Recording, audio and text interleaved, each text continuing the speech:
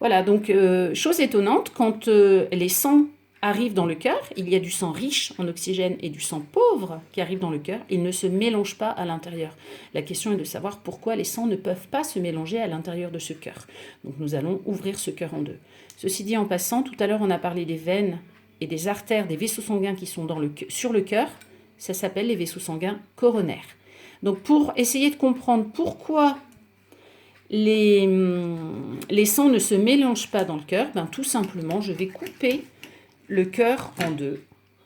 Voilà, avec mon couteau qui n'est pas du tout un outil de dissection classique, ça aurait été mieux un scalpel, mais bon, ça va. Et regardez la grande surprise. Je m'aperçois qu'à l'intérieur, il y a deux trous. Un plus petit avec une épaisseur bien musclée et un plus grand mais avec une mince paroi.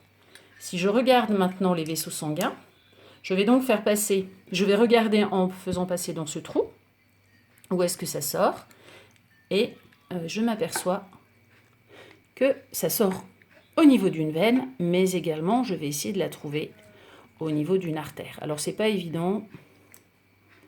Voilà, si je fais rentrer dans l'artère, je m'aperçois que donc une artère et une veine communiquent avec une partie du cœur et que l'autre artère communique avec la deuxième partie du cœur. Autrement dit, quand le sang arrive, s'il est riche, il va dans une partie du cœur. S'il est pauvre, il va dans de l'autre partie. Regardez, les sangs ne peuvent pas se mélanger parce qu'il y a une paroi dans le cœur qui empêche le contact entre le sang qui va être riche en oxygène et le sang qui sera pauvre en oxygène.